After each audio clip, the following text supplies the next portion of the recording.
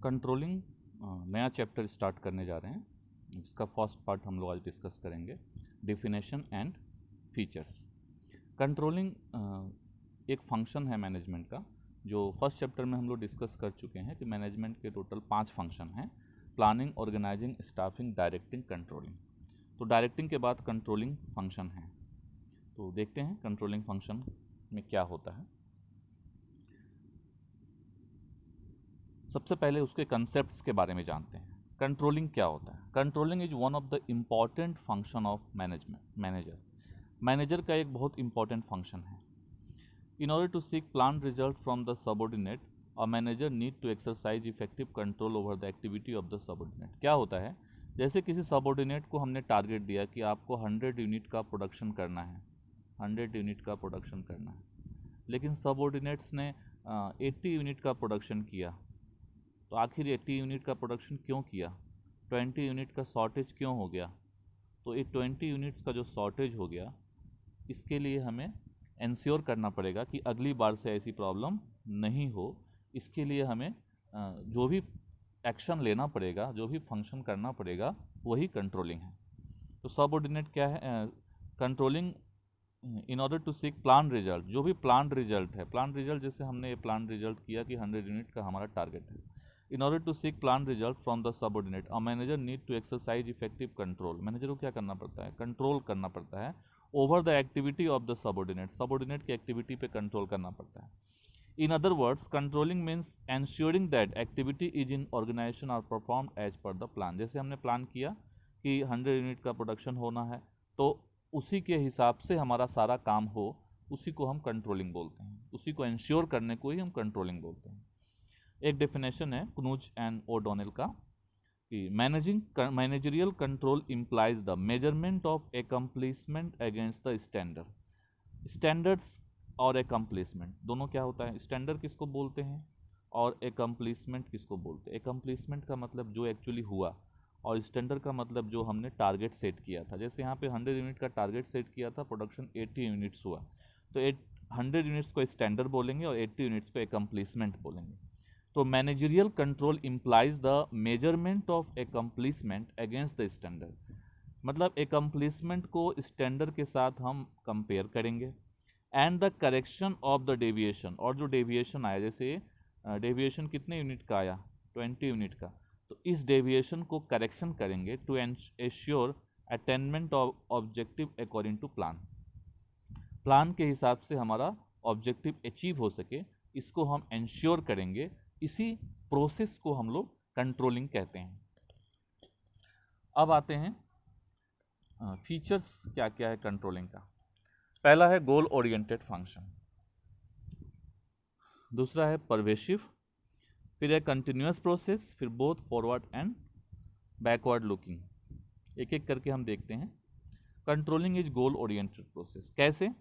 Controlling ensure करता है कि resources are being used effectively and efficiently. कि जो भी रिसोर्सेज प्रोडक्शन के अंदर जो भी रिसोर्सेज लग रहा है, वो सारे रिसोर्सेज जो हो इफेक्टिवली क्या होने चाहिए और एफिशिएंटली यूज होने चाहिए।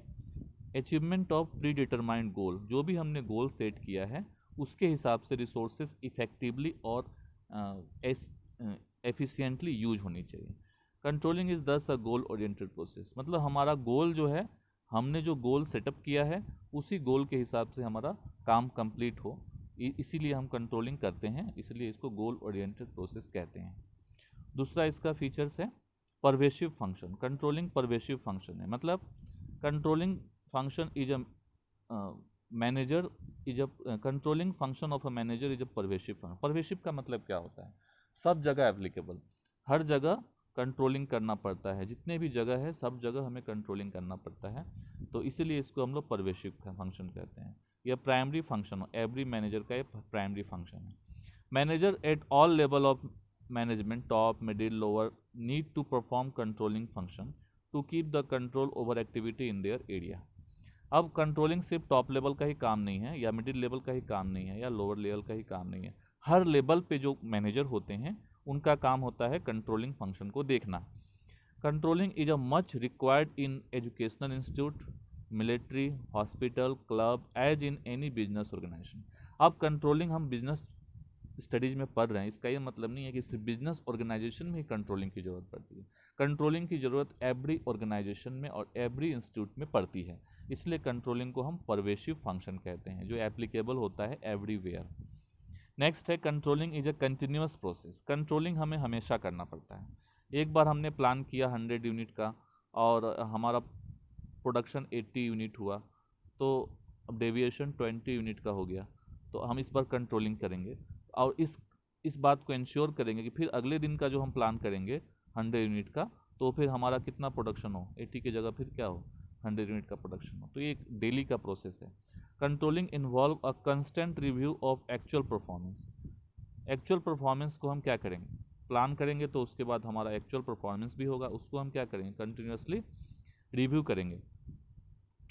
Performance to ensure that activity in the organization are performed as per the plan. हम रिव्यू क्यों करते हैं, ताकि ये प्लान के हिसाब से हमारा काम हुआ कि नहीं, ये देखने के लिए।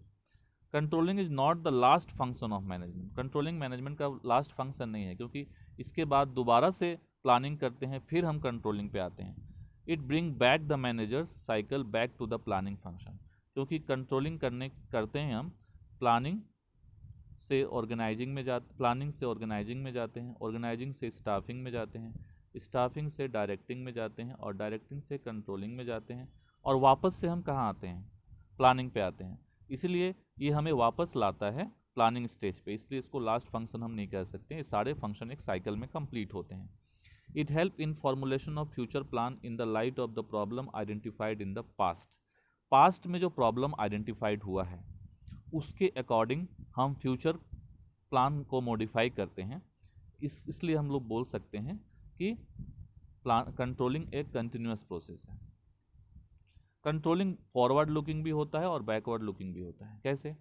कंट्रोलिंग में हम पास्ट एक्टिविटी का पोस्टमार्टम करते हैं, पोस्टमार्टम ऑफ पास्ट एक्टिविटी की। पहले हमारा जो जैसे 100 यूनिट का हमने टारगेट सेट किया, 80 यूनिट प्रोडक्शन हुआ, तो 80 यूनिट क्यों हुआ, इस बात का हम पोस्टमार्टम करते हैं। तो जो पास्ट में हो चुका है उसका पोस्टमार्टम करके हम डेविएशन निकालते हैं, इसीलिए इसको हम लोग बैकवर्ड लुकिंग बोलते हैं। In that sense controlling is backward looking function. However, it should be understood that planning is guided by past experience. फिर अगर अगली बार जब हम प्लान करेंगे, नेक्स्ट बार जब हम प्लान करेंगे, तो हम देखेंगे कि पास्ट में क्या हुआ, पास्ट को देखेंगे। तो प्लानिंग पास्ट एक्सपीरियंस से गाइडेड होता है। And the corrective action initiated by control function aims to improve the future performance. और कंट्रोल में क्या होता है, पास्ट को करेक्ट किया जाता है ताकि फ्यूचर का परफॉर्मेंस हमारा इम्प्रूव हो सके। पास्ट के लिए हमें प्लान बनाना पड़ता है। तो controlling is also backward looking, इसलिए हम लोग कंट्रोलिंग को बैकवर्ड लुकिंग भी बोलते हैं। फॉरवर्ड लुकिंग इसलिए बोलते हैं क्योंकि पोस्टमार्टम है, बैकवर्ड लुकिंग इसलिए बोलते हैं क्योंकि जब हम अगली बार प्लान बनाएंगे तो पिछले प्लान को हम देखते हैं, उसकी रिव्यू करते हैं, उसका पोस्टमार्टम करते हैं, इसलिए इसको बैकवर्ड लुकिंग भी बोलते हैं। तो इस तरह हम लोग कंट्रोलिंग का कंसेप्ट्स और कंट्रोलिंग का फीचर्स देख लिए। इसी के साथ ये टॉपिक समाप्त होता है। Thank you very much.